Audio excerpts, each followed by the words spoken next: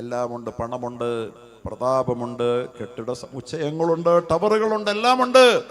പക്ഷെ നമുക്ക് അന്തസ്സ് നഷ്ടപ്പെട്ടു പോകാൻ കാരണം എന്തെന്നറിയോ? വലില്ലാഹിൽ ഇസ്സത്തു വലിറസൂലിഹി വലിൽ മുഅ്മിനീൻ. അള്ളാഹുവിൻ്റെ കൽപ്പനകളെ പൂർണ്ണമായും അനുസരിച്ച് അവൻ പറയുന്നത് കേട്ട് ഈ ലോകത്ത് ജീവിക്കുന്നവർക്ക് അള്ളാഹ് അന്തസ്സ് കൊടുക്കുള്ളൂ. പണം ഉണ്ടായിട്ട് കാര്യമില്ല, രാഷ്ട്രങ്ങൾ അധികം ഉണ്ടായിട്ട് കാര്യമില്ല, അതുപോലെ മറ്റെന്തുണ്ടായിട്ടും കാര്യമില്ല. അന്തസ്സ്, അഭിമാനം നമുക്ക് കിട്ടണമെങ്കിൽ അള്ളാഹു പറയുന്ന കേൾക്കണം. അതുകൊണ്ട് അള്ളാഹു ചോദിക്കുക, അറഅയ്തല്ലദീ യുകദ്ദിബു ബിദ്ദീൻ. മുഅ്മിനാണ് എന്ന് ആരവകാശപ്പെട്ടാലും അവൻ മുഅ്മിനല്ലെന്ന് അള്ളാഹ് പറഞ്ഞാൽ പിന്നെ അവൻ എന്തെങ്കിലും അന്തസ്സുണ്ടോ? അന്തസ്സുണ്ടാവുമോ? അള്ളാഹ് പറയുന്നു ഇവൻ മുഅ്മിനല്ല, മതത്തെ കളവാക്കിയ കള്ളനാ. അറഅയ്തല്ലദീ യുകദ്ദിബു ബിദ്ദീൻ ഫദാലികല്ലദീ യദ്ഉൽ യതീം. അനാഥകളെ പരിഗണിക്കാത്തവനാണ്. അനാഥകളെ പരിഗണിക്കാത്ത ഒരു സമൂഹത്തെ അള്ളാഹു പൊറുക്കില്ല, അള്ളാഹു അവരെ സ്നേഹിക്കില്ല. എൻ്റെ പ്രിയപ്പെട്ട സഹോദരങ്ങളെ, നമ്മുടെ ഓരോരുത്തരുടെയും സാമർത്ഥ്യത്തെ ഒന്നും അല്ല അള്ളാഹ് സ്നേഹിക്കുന്നത്, മറിച്ച് നമ്മുടെ മനസ്സിന്റെ ഉള്ളില് സാധുക്കളോട്, അഗതികളോട്, ദുർബലരോട്, അവശന്മാരോട്, ആർത്തന്മാരോട്, ആലംബഹീനരോട് നമ്മുടെ മനസ്സിൽ എത്രമാത്രം സ്നേഹമുണ്ട്, അനുകമ്പയുണ്ട്, ആദരവുണ്ട്. അതിന്റെ അടിസ്ഥാനത്തിലാ അള്ളാഹു നമുക്ക് ബഹുമാനം തരുന്നത്. ഇന്നലകളിൽ ഈ സമുദായം ദുർബലരെ പരിഗണിച്ചിരുന്ന സമുദായമായിരുന്നു. അതുകൊണ്ട് ഈ സമുദായത്തിന് അല്ലാഹു തആല ഔന്നത്യം നൽകിയിരുന്നു. ദുർബലരായി, യാചകന്മാരായി, തെരുവിലലയുന്നവരായി, പ്രയാസം അനുഭവിക്കുന്നവരായി, വീടില്ലാത്തവരായി, ഉണ്ണാനില്ലാത്തവരായി, ഉടുക്കാനില്ലാത്തവരായി ആരെയും അവരുടെ സൊസൈറ്റിയിൽ അവർ വെച്ച് പൊറുപ്പിക്കില്ലായിരുന്നു. അവർക്കൊക്കെ സനാഥത്വം നൽകാൻ ഇന്നലെ ഈ സമുദായം തയ്യാറായിരുന്നു. സഹാബാക്കളുടെ കാലം മുതൽ, താബിഈങ്ങളുടെ കാലം മുതൽ, പിൽക്കാലത്ത് ഇസ്ലാമിക രാഷ്ട്രങ്ങളും സമൂഹങ്ങളും ലോകത്തിന്റെ നെറുകയിൽ ഉജ്ജ്വലമായ ശോഭയോടുകൂടി വിരാജിച്ചിരുന്ന കാലങ്ങളിൽ അവർ അവരുടെ പാവപ്പെട്ടവരെ പരിഗണിച്ചിരുന്നു. പാവപ്പെട്ടവരെ പരിഗണിക്കാൻ നമുക്കിന്ന് മടിയാണ്. അപ്പൊ സമ്പന്നന്മാരങ്ങ് സമ്പന്നന്മാരായാൽ നേരത്തെ പറഞ്ഞതുപോലെ പിന്നെ അങ്ങ് ആഘോഷമല്ലേ. കയ്യിൽ കുറെ കാശ് കിട്ടിക്കഴിഞ്ഞാൽ കല്യാണത്തിന്റെ പേര് പറഞ്ഞ് മറ്റാഘോഷങ്ങളുടെ പേര് പറഞ്ഞുകൊണ്ട് പൊടിച്ച് തീർക്കുകയല്ലേ, ധൂർത്തടിക്കുകയല്ലേ. സഹോദരങ്ങളെ, ഈ പ്രവണതകൾ ലോകത്ത് തിരുത്തപ്പെടേണ്ടത് അള്ളാഹുവിന് വലിയ വെറുപ്പുള്ളതാണ്. കാരണം അങ്ങനെ ചെയ്യുന്ന ഒരു സമൂഹം, കയ്യിലെ കാശുണ്ടായിട്ടും അനാഥയെ പരിഗണിക്കാത്തവൻ, അവൻ അള്ളാഹുവിന്റെ മതത്തിന്റെ ആളെയല്ല, അവൻ കള്ളനാണെന്ന് പറഞ്ഞാൽ അള്ളാഹുവിന്റെ അനുഗ്രഹത്തിന് യാതൊരു അവകാശവും അവനോ അത്തരത്തിലൊരു സമൂഹത്തിനുണ്ടായിരിക്കില്ല. എന്നിട്ട് അള്ളാഹു പറയുകയാണ്, വലാ യഹുല്ലു അലാ തആമിൽ മിസ്കീൻ വലാ യഹുല്ലു അലാ തആമിൽ മിസ്കീൻ. അഗതികൾക്ക് അന്നം കൊടുക്കുന്ന കാര്യത്തിൽ അവനൊരു പ്രേരണ പോലും കൊടുക്കുന്നില്ല ആർക്കും. അഗതികൾ, അന്നം കഴിക്കാൻ വകയില്ലാത്തവരുണ്ട്, നമ്മുടെയൊക്കെ സമൂഹത്തിലുണ്ട്. എല്ലാ ദിവസവും ഇറച്ചിയും മീനുമൊക്കെ എന്ത് വില കൊടുത്തും വാങ്ങി നമുക്കും നമ്മുടെ മക്കൾക്കും വീട്ടിൽ കഴിക്കാനും ഭുജിക്കാനും കുടിക്കാനും ഒക്കെ നമുക്ക് കഴിയുന്ന വീടുകളായതുകൊണ്ട് ആർക്കും പട്ടിണിയില്ല, പരിവട്ടമില്ല, ദാരിദ്ര്യമില്ലെന്ന് ആരും കരുതി പോകരുത്.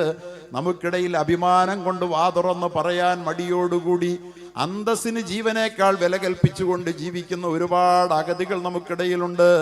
ആ അഗതികളെ കാണാത്തവൻ അവൻ അള്ളാഹുവിന്റെ മതത്തിന്റെ ഏറ്റവും വലിയ ശത്രുവാണ്, ദീനിന്റെ ആളല്ല. ഇത്തരം കാര്യങ്ങളൊക്കെ നമ്മുടെ നാടുകളിലൊക്കെ നടക്കുമ്പോൾ ഇന്നിപ്പോൾ വലിയ വലിയ പ്രമാണിമാർക്കൊന്നും വലിയ താല്പര്യമൊന്നും ഉണ്ടായെന്ന് വരില്ല. അങ്ങനെ ഒരു കുഴപ്പമുണ്ട്. പ്രമാണിത്വം മൂത്ത ആളുകൾക്ക് ഇതിലൊന്നും വലിയ താല്പര്യം ഉണ്ടാവില്ല. കാരണം അവർ വലിയ വലിയ കാര്യങ്ങൾ വേറെ ചെയ്യുന്നെന്നാണ് ഭാവം. പക്ഷേ ഫദാലിക്കല്ലദീ, ഞാൻ ഇവിടുത്തെ കാര്യം പറഞ്ഞല്ലോ കേട്ടോ, ഇവിടെ എങ്ങനെയാണെന്ന് ഞാൻ വിചാരിക്കുകയല്ല, ആകാൻ സാധ്യതയുമില്ല. വലാ യഹുല്ലു അലാ തആമിൽ മിസ്കീൻ. അഗതികൾക്ക് അന്നം കൊടുക്കുന്നതിൽ സഹായിക്കുന്നില്ലേ, അവൻ അള്ളാഹുവിന്റെ ദീനിന്റെ ആളല്ല. അവൻ എന്ത് പറഞ്ഞാലും എത്ര അവകാശവാദം ഉന്നയിച്ചാലും അള്ളാഹു അവനെ അംഗീകരിച്ചിട്ടില്ല. അവൻ അള്ളാഹുവിന്റെ അനുഗ്രഹത്തിന് അവകാശവുമില്ല എന്നാ പറയുന്നതിന്റെ അർത്ഥം. അവൻ ദീനിനെ കളവാക്കിയെന്നൊക്കെ പറഞ്ഞതിന്റെ അർത്ഥം എന്തെന്നാ? അവൻ അള്ളാഹുവിന്റെ അനുഗ്രഹങ്ങൾക്ക് അവൻ ആവശ്യക്കാരനാകുമ്പോൾ, അള്ളാഹുവിലേക്ക് അവൻ പലതുകൊണ്ടും നാളെ ആവശ്യക്കാരനാകുമ്പോൾ അള്ളാഹു അവനെ തിരിഞ്ഞു നോക്കൂല എന്നാ പറയുന്നതിന്റെ അർത്ഥം. വലാ യഹുല്ലു അലാ തആമിൽ മിസ്കീൻ. അപ്പോൾ ആരാധനകളൊക്കെ വേണം. അള്ളാഹുമായിട്ട് നമ്മളെ അടുപ്പിക്കുന്നത് ഫർളായ ഇബാദത്തുകളാണ്. അതിന്റെ കവാടം തുറക്കുന്നത് ഫർളായ ഇബാദത്ത് കൊണ്ടല്ലാതെ അള്ളാഹുവിലേക്കുള്ള അടുപ്പം സിദ്ധിക്കാൻ പറ്റില്ല. നിസ്കാരമില്ലാത്ത, നോമ്പില്ലാത്തവൻ എന്തെല്ലാം സാധു സംരക്ഷണം നടത്തിയിട്ടും കാര്യമില്ല. അതുകൊണ്ട് നമസ്കരിക്കുന്ന, ഇബാദത്ത് ചെയ്യുന്ന നല്ലവരായ സത്യവിശ്വാസിയെ സംബന്ധിച്ചിടത്തോളം ആ നിസ്കാരത്തിലും നോമ്പിലും മാത്രം അവന്റെ ഇസ്ലാം ഒതുക്കി വെച്ചിട്ട് ഇത് മതി എന്ന് ആരെങ്കിലും തീരുമാനിച്ചാൽ തെറ്റിപ്പോയി. ഒരിക്കലും അത് ഇസ്ലാമല്ല. ഒരിക്കലും അത് ഇസ്ലാമല്ല. ഇസ്ലാം അങ്ങനെ ആരെങ്കിലും ഏതെങ്കിലും പള്ളിമൂലയിലോ അല്ലെങ്കിൽ ഏതെങ്കിലും പർണാശ്രയങ്ങളിലോ കയറി ആരാധനകൾ മാത്രമായി കഴിഞ്ഞുകൂടാനും അള്ളാഹുവിന്റെ അടിമകളുടെ പ്രശ്നങ്ങൾ കാണാതിരിക്കാനും പ്രേരിപ്പിക്കുന്ന മതമേ അല്ല. ഇസ്ലാമിന്റെ പേരിലുള്ള ദുന്യവിയായ ഓഫറുകളും വാഗ്ദാനങ്ങളും, ദുനിയാവിലെ വിജയ വാഗ്ദാനങ്ങൾ, പരലോകത്തിലെ സ്വർഗ വാഗ്ദാനങ്ങളെല്ലാം ഈ ലോകത്ത് പടച്ച തമ്പുരാൻ നമുക്ക് തരുന്നത് നമ്മുടെ മതം നമ്മൾ പൂർത്തീകരിക്കുന്നതിന്റെ ഭാഗമായിട്ടാണ്. മതം പൂർത്തീകരിച്ചാൽ നിനക്ക് ഈ ലോകത്ത് അന്തസ്സുണ്ട്. മതം പൂർത്തീകരിച്ചാൽ നിനക്ക് ലോകത്ത് സ്വർഗമുണ്ട്. അള്ളാഹുവിന്റെ ഓഫർ അങ്ങനെയാ. മതം എത്ര കണ്ട് നിന്നിൽ പൂർത്തീകരിക്കപ്പെടുന്നു അത്ര കണ്ട് ഈ ലോകത്ത് നിനക്ക് അന്തസ്സുണ്ട്. നിന്നിൽ എത്ര കണ്ട് മതം പൂർത്തീകരിക്കപ്പെടുമോ അത്ര കണ്ട് നിനക്ക് പരലോകത്ത് സ്വർഗത്തിന് അവകാശമുണ്ട്. ഈ രണ്ട് സംഗതികളും നമുക്കുണ്ടാകണം. ഈ രണ്ട് സംഗതികളും ഉണ്ടാകണമെങ്കിൽ മതം പൂർണ്ണമായ രൂപത്തിൽ വരണം. ഏതെങ്കിലും ചില മേഖലകളിൽ മാത്രം ഞാൻ മതത്തിന്റെ ആളാന്ന് പറഞ്ഞിട്ട് സമയവും സന്ദർഭവും പോലെ 5 നേരത്തെ നിസ്കാരത്തിന് പകരം പല ആളുകൾക്ക് ഇപ്പൊ 5 തന്നെ പാടാം. അത് ചിലപ്പോൾ 3 ആകും. പണ്ടാരോ പറഞ്ഞ പോലെ 5 വക്കത്തും സുബഹി നിസ്കരിക്കുന്ന ആളാണെന്ന് നല്ലൊരു നിസ്കാരക്കാരനെ കുറിച്ച് പറഞ്ഞ. കാരണം 5 വക്കത്തും സുബഹി വരുന്നില്ല. അതുകൊണ്ട് 5 വക്കത്തും സുബഹി നിസ്കരിക്കുന്ന ആളാണെന്ന് പ്രത്യേകം പറയേണ്ടി വരുന്ന വിധത്തിൽ അള്ളാഹു നിർബന്ധമാക്കിയ 5 നേരത്തെ നിസ്കാരത്തിൽ പോലും വീഴ്ചകൾ വരുത്തുന്നവരായി നമ്മൾ മാറുമ്പോ അതിന്റെ ദുരന്തം എന്തെന്നറിയോ? അള്ളാഹു പറയുകയാണ്, ഫവൈലുൽ ലിൽ മുസല്ലീൻ,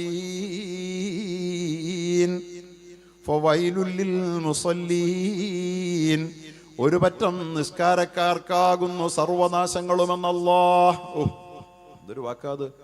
നിസ്കരിച്ചിട്ട് ഏതായാലും എന്നെ ഇനി അള്ളാഹ് ഉപദ്രവിക്കില്ല, അല്ലെങ്കിൽ എനിക്ക് ഒരു ദോഷം അള്ളാഹ് വരുത്തില്ല എന്ന് സമാധാനപ്പെട്ടിരിക്കുന്ന പ്രിയപ്പെട്ട സഹോദരങ്ങളെ, പ്രിയപ്പെട്ട മുഅ്മിനുകളെ, മുഅ്മിനാത്തുകളെ, നമസ്കാരക്കാരൻ നിസ്കരിക്കാൻ പറഞ്ഞ അള്ളാഹ്, നിസ്കരിക്കാൻ കൃത്യമായ കർക്കശമായ നിർദ്ദേശങ്ങൾ നൽകിയ പടച്ച തമ്പുരാൻ അതിന്റെ വഴികൾ പറഞ്ഞു തന്ന ഹബീബിലൂടെ നമ്മളോട് പറയുകയാ, ഫവൈലുൽ ലിൽ മുസല്ലീൻ, ഒരു പറ്റം നിസ്കാരക്കാർക്കാണ് സർവനാശങ്ങളുമെന്ന്. അല്ലാഹ്, പിന്നെന്താ സ്ഥിതി? ഒരു പറ്റം നിസ്കാരക്കാർക്കാണ് സർവനാശങ്ങളും. എന്താണ് ആ നിസ്കാരക്കാരുടെ പ്രത്യേകത എന്നറിയോ? അല്ലദീന ഹും അൻ സലാത്തിഹിം സാഹൂൻ, അവരവരുടെ നമസ്കാരത്തിൽ അങ്ങേയറ്റം അലസന്മാരാണ്. നിസ്കരിച്ചു എന്നുള്ളത് കൊണ്ട് കാര്യമില്ല. നിസ്കാരത്തിന് അതിൻ്റെതായ കൃത്യത വേണം, നിസ്കാരത്തിന് അതിൻ്റെതായ ചിട്ടകൾ വേണം, നിസ്കാരത്തിന് അതിൻ്റെതായ സൂക്ഷ്മത വേണം.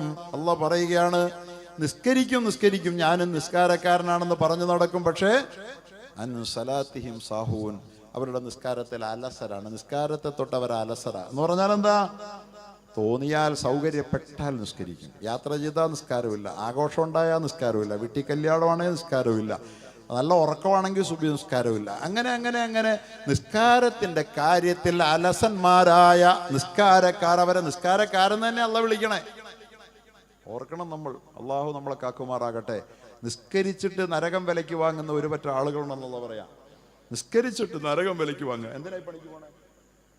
എന്തിനായി പണിക്ക് പോകുന്നത്? അപ്പൊ നിസ്കാരം അതിന്റെ ശരിയായ രൂപത്തിൽ വരണം. നിസ്കരിച്ചിട്ട് അല്ലാഹ് പറയുകയാണ്, ഫവൈലുൽ ലിൽ മുസല്ലീൻ അല്ലദീന ഹും അൻ സലാത്തിഹിം സാഹൂൻ, അവരവരുടെ നമസ്കാരത്തിൽ അലസത കാണിക്കുന്നവരാണ്. നമസ്കാരത്തിൽ അലസത കാണിക്കരുത്.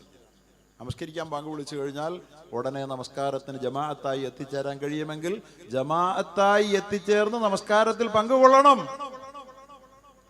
നമസ്കാരത്തിൽ അലസത കാണിക്കുന്നവർ നിസ്കരിക്കുന്നവരായ നരകവാസികളാണ്. അല്ലാഹ് പറയാ, നിസ്കരിച്ചിട്ട് നരകം വാങ്ങുന്നവരാണ്. അതുപോലെ തന്നെ ഒരു വഖത്ത് നമസ്കാരം ഖളാ ആകാതെ നോക്കണം. യാത്രയിലായാലും അതുപോലെ തന്നെ ഉറക്കം നമ്മളെ മറികടന്നു പോയാൽ അല്ലാഹു തആല അതിനൊരു ഒഴിവ് വെച്ചിട്ടുണ്ട്. പക്ഷേ വെറുതെ നമസ്കാരത്തിൻ്റെ സമയമാകുമ്പോൾ കയറിക്കിടന്ന് ഉറങ്ങിക്കളയുക പോലും ചെയ്യരുത്. നമസ്കാരമെന്ന ഒരു ജാഗ്രത ഒരു വിശ്വാസിയുടെ മനസ്സിൽ എപ്പോഴും പച്ചപിടിച്ച് നിന്നെങ്കിലല്ലാതെ അവൻ്റെ മതം അവന് സാക്ഷാത്കരിക്കാനാവില്ല. മതത്തിൻ്റെ പേരിലുള്ള വാഗ്ദാനങ്ങൾക്ക്, പ്രോമിസുകൾക്ക് ഒരു സമൂഹം എന്നുള്ള നിലയിലോ വ്യക്തി എന്നുള്ള നിലയിലോ നമ്മൾ അർഹരല്ല. അള്ളാഹു പറയുക, ഇന്ന് മുസ്ലിം ലോകത്തിൻ്റെ അധപ്പതനത്തിൻ്റെ വലിയ കാര്യം അതാ. നമസ്കാരം എന്നൊക്കെ പറയുന്ന അവരുടെ ഏറ്റവും അവസാനത്തെ 7ാം കിട സാധന. അതുപോരാ, നമസ്കാരത്തിന് വലിയ പ്രാധാന്യം വേണം. അള്ള പറയുകയാണ്, ഈ കുഴപ്പക്കാർ, ദീനിനെ തള്ളിപ്പറയുന്ന മതത്തിലെ കള്ളന്മാർ, അള്ളാഹുവിന്റെ മുമ്പിൽ ഒരു വിലയും നിലയുമില്ലാത്തവർ, അള്ളാഹു അവരുടെ പ്രാർത്ഥനകൾ സ്വീകരിക്കാത്തവർ, അവരുടെ സാമൂഹിക പ്രശ്നങ്ങളിലോ രാഷ്ട്രീയ പ്രശ്നങ്ങളിലോ ദേശീയ പ്രശ്നങ്ങളിലോ അള്ളാഹു ഇടപെടാത്തവർ. എങ്ങനെയാ മതത്തെ കളവാക്കിയവർ എന്ന് പറഞ്ഞാൽ എൻ്റെ അർത്ഥം അതാ. ദേശീയ സാഹചര്യങ്ങൾ അല്ലോ എന്നും പറഞ്ഞ് നമ്മൾ വെട്ടി നിലവിളിച്ചിട്ട് കാര്യമൊന്നുമില്ല. അതുപോലെ തന്നെ ആഗോള പ്രശ്നങ്ങൾ പറഞ്ഞുകൊണ്ട് നമ്മൾ നിലവിളിച്ചിട്ട് കാര്യമില്ല. നിസ്കരിച്ചിട്ടല്ലേ പ്രാർത്ഥിച്ചതെന്ന് പറഞ്ഞിട്ട് കാര്യമില്ല. ഫവൈലുൽ മുസല്ലീൻ, നരകം വിലയ്ക്ക് വാങ്ങുന്ന നിസ്കാരക്കാരനാണോ ഞാനെന്ന് ഓർക്കണം നമ്മൾ. ആ ദുആ ഒന്നും അള്ളാഹുവിൻ്റെ ഇടയ്ക്ക് വില പോകില്ല. അങ്ങനെയുള്ള നിസ്കാരക്കാരുടെ വേറൊരു വലിയ കുഴപ്പം അല്ലാഹു തആല പറയുക, നിസ്കാരത്തിൽ ശ്രദ്ധയില്ലാത്ത നിസ്കാരം. പ്രിയപ്പെട്ടവരെ, ശ്രദ്ധയോടുകൂടിയുള്ള നിസ്കാരം ആർക്ക് കിട്ടിയോ അവൻ ഈ ജീവിതത്തിലെ ഏറ്റവും വലിയ ഭാഗ്യവാനാണ്. ശ്രദ്ധയോടുകൂടി 2 റക്അത്ത് നമസ്കരിച്ച് ശ്രദ്ധയുള്ള നമസ്കാരക്കാരൻ ഒരു ആവശ്യം വന്നാൽ ആ ശ്രദ്ധയോടുകൂടി 2 റക്അത്ത് നിസ്കരിച്ച് അള്ളാഹയോട് ചോദിച്ചാൽ അവൻ്റെ ആവശ്യം അള്ളാഹ് നടത്തി കൊടുക്കുന്ന, അതാ നിസ്കാരത്തിൻ്റെ ഗുണം. എന്തിനാ? പക്ഷെ ആ നമസ്കാരക്കാരൻ കാര്യം സാധിക്കാൻ വേണ്ടി മാത്രം നിസ്കരിക്കുന്നവനല്ല. അവന്റെ ജീവിതത്തിൽ ശ്രദ്ധയുള്ള, അലസതയില്ലാത്ത നിസ്കാരക്കാരൻ ഏതേത് സാഹചര്യത്തിലും നമസ്കാരം അള്ളാഹുവിന്റെ ആജ്ഞയാണെന്നറിഞ്ഞുകൊണ്ട് 5 നേരം നിസ്കരിക്കുന്ന മുടങ്ങാത്ത നിസ്കാരക്കാരനുണ്ടല്ലോ, ആ നിസ്കാരക്കാരൻ്റെ അവരാവശ്യം വരുമ്പോൾ 2 റക്അത്ത് നിസ്കരിച്ചിട്ട് സലാത്തുൽ ഹാജത്ത് നിസ്കരിച്ചിട്ട് ദുആ ചെയ്താൽ അവന്റെ ആവശ്യം നടത്തി കിട്ടും. അനുഭവസ്ഥരുണ്ടല്ലോ ധാരാളം, പരീക്ഷിച്ചു നോക്കാവുന്നതാണ്.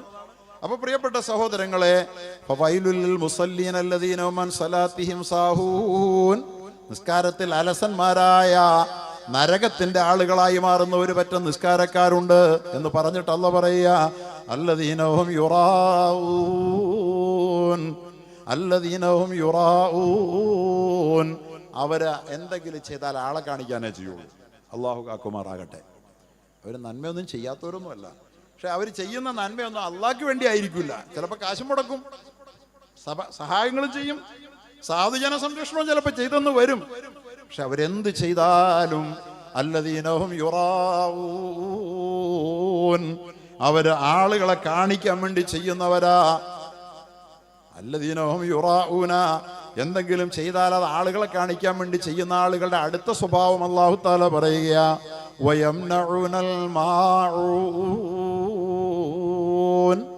ആള് കാണുന്നില്ലെന്ന് കണ്ടാൽ നിസ്സാരമായ ഒരു പരോപകാര വസ്തുക്കൾ പോലും അവൻ വേറൊരാൾക്ക് കൊടുക്കൂല.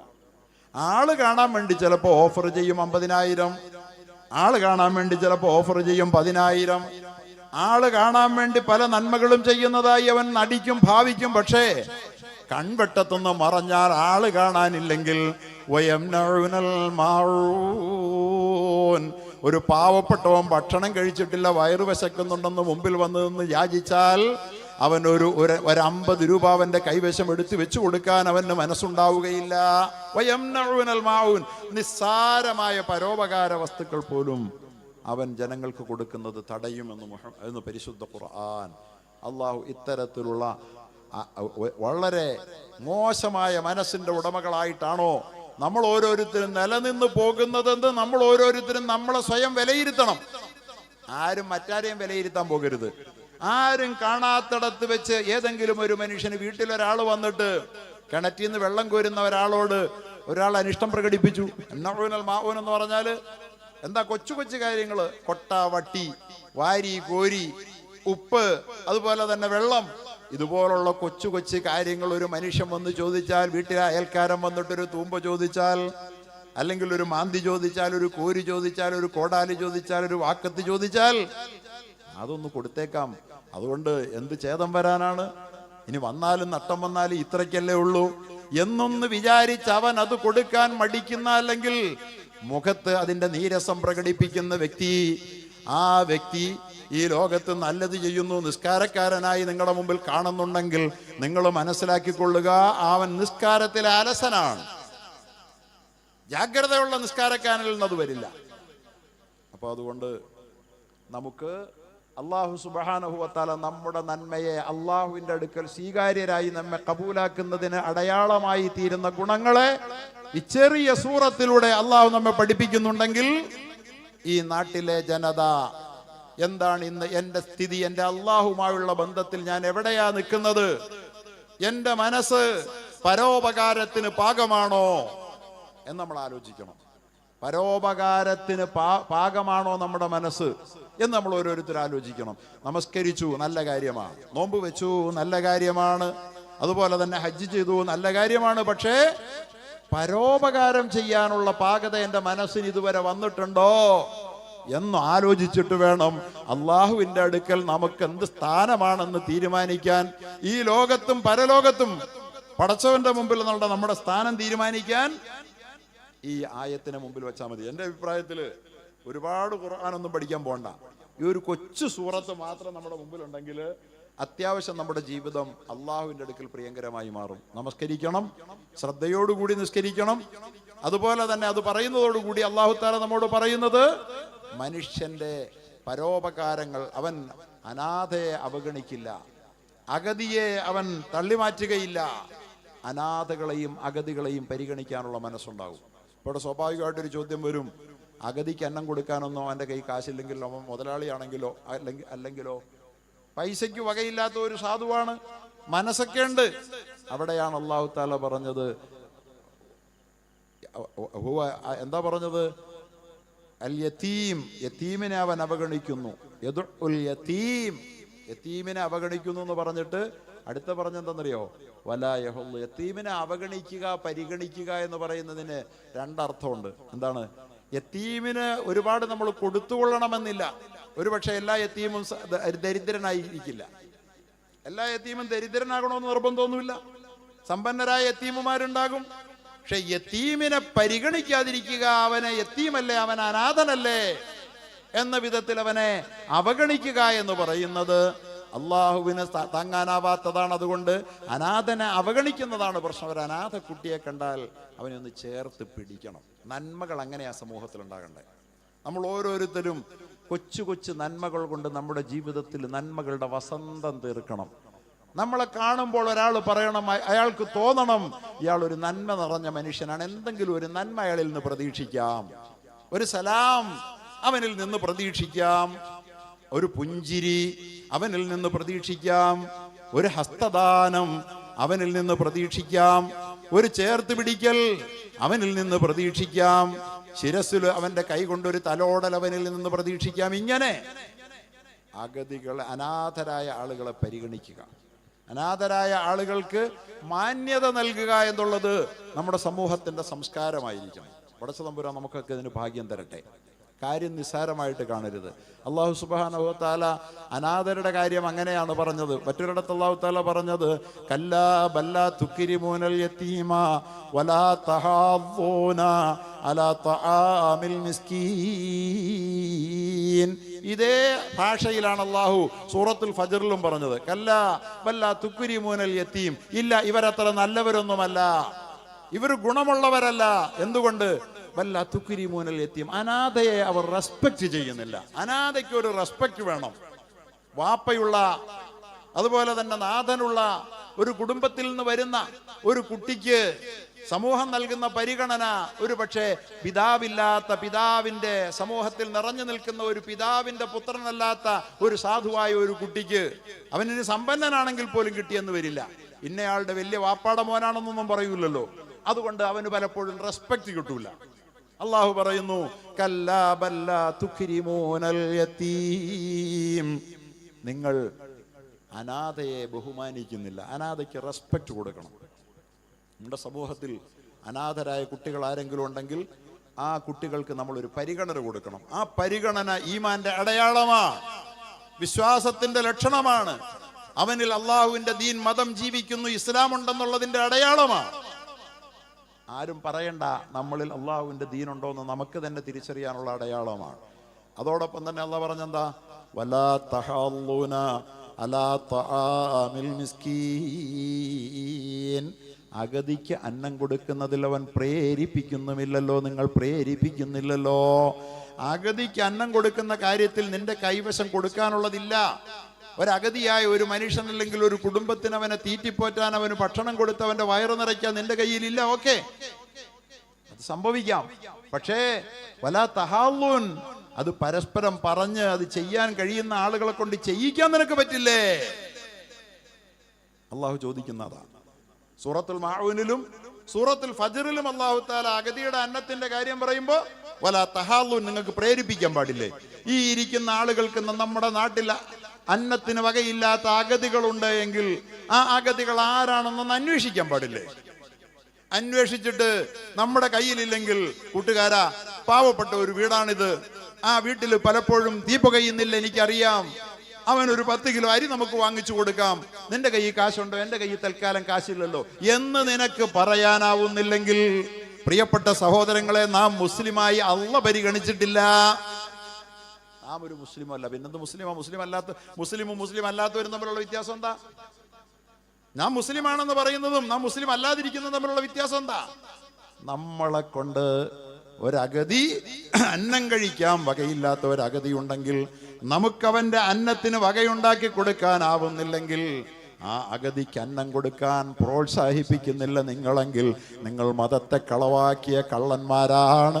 നിങ്ങൾ നമസ്കരിക്കുന്ന നിസ്കാരമെന്ന് പറയുന്നത് ഫവൈലുൽ മുസല്ലീൻ, നരകക്കാരുടെ നിസ്കാരമാണെന്ന് പരിശുദ്ധ ഖുർആൻ പറയുകയാ.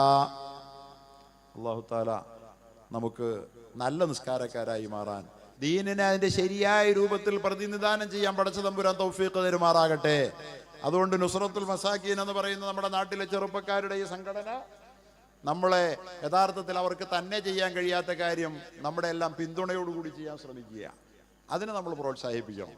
അപ്പോൾ ചിലപ്പോൾ ചില ആളുകളൊക്കെ പറയും, ഓ അവരത്രയ്ക്ക് അത്ര പോരാ. ശരിയായിരിക്കാം, എല്ലാം തികഞ്ഞവരായിരിക്കില്ല. തികഞ്ഞവരാന്ന് പറയുന്നവർ ഇത്തരം കാര്യങ്ങൾ ചെയ്യണ്ടോ ഉണ്ടോ എന്ന് നമ്മൾ ആലോചിക്കണം. അപ്പൊ അതുകൊണ്ട് അവർക്ക് നമ്മൾ പിന്തുണയെങ്കിലും നൽകി. നോക്കൂ, 13 വർഷമായിട്ട് പെൺകുട്ടികളെ കല്യാണം കഴിച്ചു കൊടുക്കുന്നു. ഒരു പെൺകുട്ടിയെ കല്യാണം കഴിച്ചു കൊടുക്കാൻ നല്ല തുക വേണ്ടേ? 10 പവൻ കൊടുക്കുന്നുണ്ടെന്നാ പറഞ്ഞല്ലേ? 10 പവൻ കൊടുക്കണമെങ്കിൽ ഇന്നത്തെ തുക അനുസരിച്ച് ചില്ലറ തുകയൊന്നും പോരല്ലോ അല്ലേ? 10 പവൻ എന്ന് പറഞ്ഞാൽ ഇന്നിപ്പോൾ ഒരു 6 ലക്ഷം രൂപയ്ക്ക് വകയാ. അപ്പൊ 10 പവൻ ഒരു പെൺകുട്ടിക്ക് ഒരു കൊല്ലം ഏത് വിധേനയും മറ്റുള്ളവരെ പ്രേരിപ്പിച്ച് ആ തുക കണ്ടെത്തി ഒരു പെൺകുട്ടിയുടെ മംഗല്യമോഹം സബലീകരിക്കാൻ വേണ്ടി രംഗത്ത് വന്നിരിക്കുന്ന നമ്മുടെ പ്രിയപ്പെട്ട ചെറുപ്പക്കാരെ അല്ലാഹു തആല കബൂലാക്കുമാറാകട്ടെ. അതിനോട് സഹകരിക്കുന്ന ഈ നാടിനെയും നാട്ടാരെയും അല്ലാഹു സ്വീകരിക്കുമാറാകട്ടെ. അവർക്ക് മാർഗദർശനം നൽകുന്ന പണ്ഡിതന്മാരെ അല്ലാഹു അനുഗ്രഹിക്കുമാറാകട്ടെ. ഇങ്ങനെ എല്ലാ നാടുകളിലും എല്ലാ കോണുകളിലും ഇത്തരത്തിലുള്ള നന്മകൾ ഉണ്ടായിക്കൊണ്ടേയിരിക്കണമെന്നാണ് ഞാൻ സൂചിപ്പിക്കുന്നത്. അതുകൊണ്ട് ഈ ഇസ്ലാം എന്ന് പറയുന്നത് സമഗ്രമാണ്. ഇസ്ലാം എന്ന് പറയുന്നത് പ്രിയപ്പെട്ടവരെ സമഗ്രമാണ്. കാരുണ്യത്തിന്റെ ഏറ്റവും വലിയ മതമാണ് പരിശുദ്ധ ഇസ്ലാം.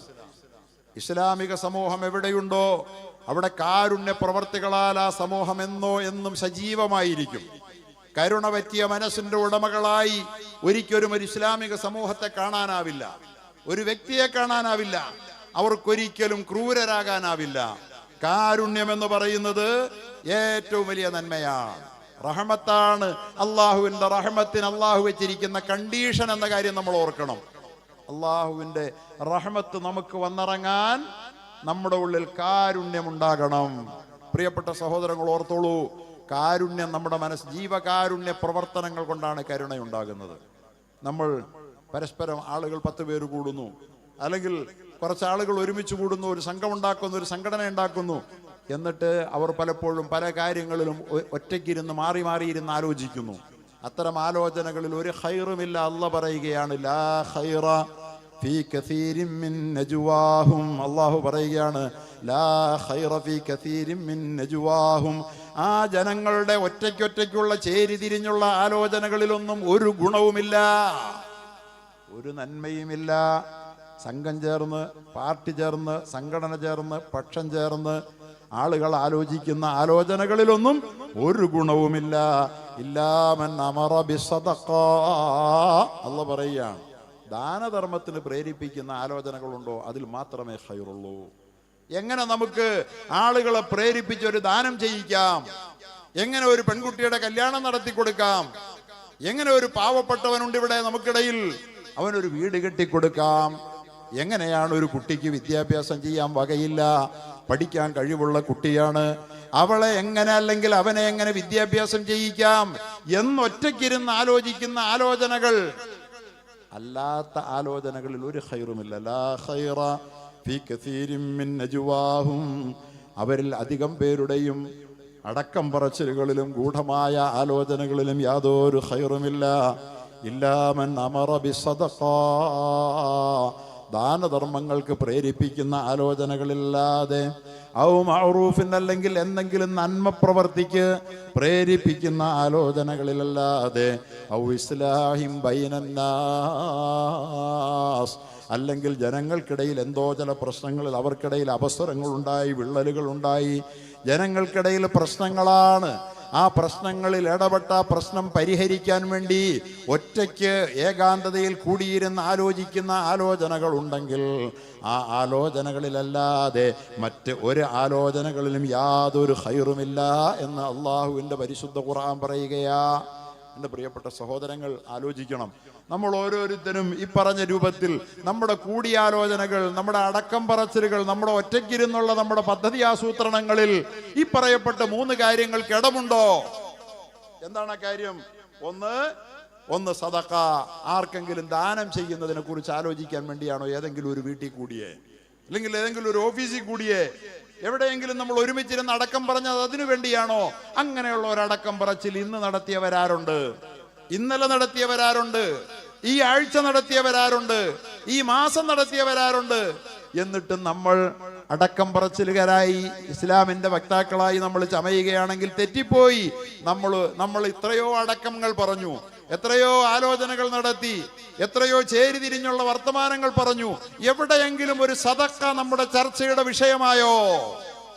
എങ്കിൽ ഒരു ഖൈറുമില്ല നിങ്ങൾ നടത്തിയ വർത്തമാനങ്ങളിൽ. അല്ലാഹു പറയാം, നിങ്ങൾ ഇതുവരെ നടത്തിയ വർത്തമാനങ്ങളിൽ അള്ളാഹുവിന്റെ മുമ്പിൽ വിലയുള്ള ഒരു ഖൈറുമില്ല. നിങ്ങളുടെ ആയുസ് വെറുതെ പാഴായിപ്പോയിക്കൊണ്ടിരിക്കുകയാണ്. എത്രയോ ദിവസം സൂര്യൻ ഉദിച്ചു, എത്രയോ ദിവസം സൂര്യൻ അസ്തമിച്ചു. നിങ്ങൾക്ക് വേണ്ടി നിങ്ങളുടെ നന്മ പ്രവർത്തികൾ രേഖപ്പെടുത്തി വെക്കാൻ വേണ്ടിയിട്ട് മാത്രമാണ് നിങ്ങളുടെ തലയ്ക്ക് മുകളിൽ ഓരോ ദിവസവും കൃത്യമായ നിലയിൽ സൂര്യൻ ഉദിക്കുന്നതും അസ്തമിക്കുന്നതും, ചിട്ട തെറ്റാതെ സൂര്യൻ ഉദിക്കുന്നതും അസ്തമിക്കുന്നു അതിനാ. പക്ഷെ ആ സൂര്യപ്രകാശത്തിന്റെ കീഴിൽ നിങ്ങൾ വല്ല നന്മയും ചെയ്തോ? ദാനധർമ്മങ്ങളെ പ്രേരിപ്പിച്ചുകൊണ്ടുള്ള ആലോചനകൾ നിങ്ങളുടേതായി നടന്നോ? ഈ ദിവസം നടന്നോ? ഈ ആഴ്ച നടന്നോ? ഈ മാസം നടന്നോ? അൽഹംദുലില്ലാ. നുസ്രത്തുൽ മസാക്കിന്റെ മക്കൾക്ക് അങ്ങനെ പറയാം, ഞങ്ങളുടെ ആലോചന അതായിരുന്നു. എങ്ങനെ നമ്മുടെ ഒരു കുട്ടിയെ കെട്ടിച്ചൂടാം? അതൊരു വലിയ ആലോചനയാണ്.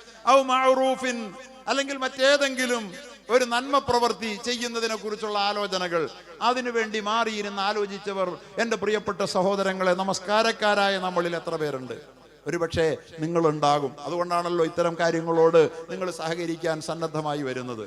പക്ഷേ മഹാഭൂരിപക്ഷം ആളുകളും വഴിമാറി നടക്കുകയല്ലേ. അവരുടെ ചർച്ചകളിൽ നന്മകൾ കടന്നു വരുന്നുണ്ടോ? നന്മ ചെയ്യാനുള്ള പദ്ധതികളെ കുറിച്ചുള്ള ആലോചനകൾ എല്ലാ ദിവസവും മാറിയിരുന്ന ഏതെങ്കിലും ഒരു വീട്ടിൽ 10 പേര് കൂടി അങ്ങനെ ആലോചിക്കുന്നുണ്ടോ? നമുക്ക് എന്തൊരു നന്മയാ ചെയ്യാൻ പറ്റുക, എന്തൊരു നന്മയാണ് ഏറ്റെടുക്കാൻ പറ്റുക നമ്മുടെ നാട്ടില് എന്നാലോചിക്കാറുണ്ടോ? ഔ ഇസ്ലാഹിം ബൈനന്നാസ്, ഇസ്ലാം ഇങ്ങനെയാണ് ജീവിക്കുന്നത്, ഇസ്ലാം നിലനിൽക്കുന്നത് ഇങ്ങനെയാണ്, ഇസ്ലാമിന് ലോക സമൂഹത്തിൽ സ്വീകാര്യത ഉണ്ടായത് ഇങ്ങനെയാണ്. അല്ലാതെ വെറുതെ നടന്നിട്ടല്ല. കൊച്ചു കൊച്ചു മനുഷ്യന്റെ പ്രശ്നങ്ങളിൽ അപ്പപ്പോൾ ഇടപെട്ടുകൊണ്ട്, ചെറിയ ചെറിയ കാര്യങ്ങളിൽ പോലും ഇടപെട്ടുകൊണ്ട്, ഭക്ഷണ പ്രശ്നത്തിൽ ഇടപെട്ടുകൊണ്ട്, ദാഹം തീർക്കാൻ അവന്റെ കുടിവെള്ളത്തിന്റെ പ്രശ്നത്തിൽ ഇടപെട്ടുകൊണ്ട്, അവന്റെ ഉടുവസ്ത്രത്തിന്റെ വസ്ത്രത്തിന്റെ പ്രശ്നത്തിൽ ഇടപെട്ടുകൊണ്ട്, അങ്ങനെ ഓരോന്നായി മനുഷ്യന്റെ ജീവിത പ്രശ്നത്തിൽ അല്ലേ. ഓർമ്മയില്ലേ നിങ്ങൾക്ക് സഹാബാക്കളുടെ കാലഘട്ടത്തിൽ ഒരു മനുഷ്യന്റെ വീട്ടിലൊരു ആടറുത്ത കഥ? ആടറുത്തിട്ട് ആടിന്റെ ഒരു തലയെടുത്തിട്ട് ആ പാവപ്പെട്ട മനുഷ്യൻ കൊണ്ടുപോയി തന്റെ അയലത്തെ വീട്ടുകാരന് കൊടുക്കുക. അയലത്തെ വീട്ടുകാരന് കൊടുത്തു. സാധുവാണെന്നുള്ളത് കൊണ്ട് ആ ആടിന്റെ തല കൊണ്ടേ കൊടുക്കണത്. ആ വീട്ടുകാരൻ ആ ആട്ടിൻ തല വീട്ടിലേക്ക് വാങ്ങിച്ചു വെച്ചു. ആട്ടിൻ തല മോശം സാധനമൊന്നും അല്ലല്ലോ, നല്ല വിലയുള്ള സാധനമല്ലേ, നല്ല ടേസ്റ്റി ഫുഡല്ലേ, ഹെൽത്തി ഫുഡല്ലേ.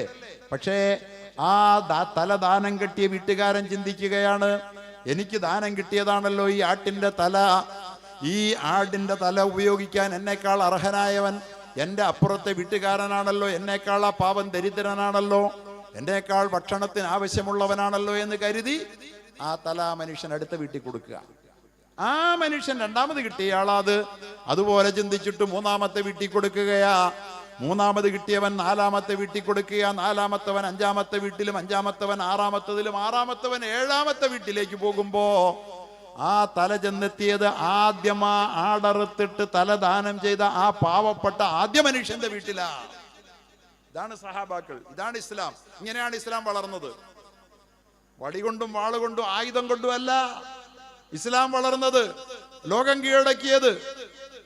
53 വയസ്സിൽ 40 വർഷത്തിൽ നുബുവത്തിൽ കിട്ടിയ മുഹമ്മദ് മുസ്തഫ 13 വർഷം സ്വന്തം നാട്ടിൽ പോലും നിൽക്കക്കള്ളിയില്ലാത്ത നാട്ടാർ ആട്ടി ഓടിച്ച മുഹമ്മദ് മുസ്തഫ 10 വർഷം കൊണ്ട് മദീനയിൽ വിപ്ലവം സൃഷ്ടിച്ച് അറേബ്യൻ ഉപഭൂഖണ്ഡം മുഴുവൻ തന്റെ കാൽ കീഴിലാക്കിയത് ഇത്തരത്തിൽ ഒരു സമൂഹം അവിടെ ഉണ്ടായിരുന്നത് കൊണ്ടാ.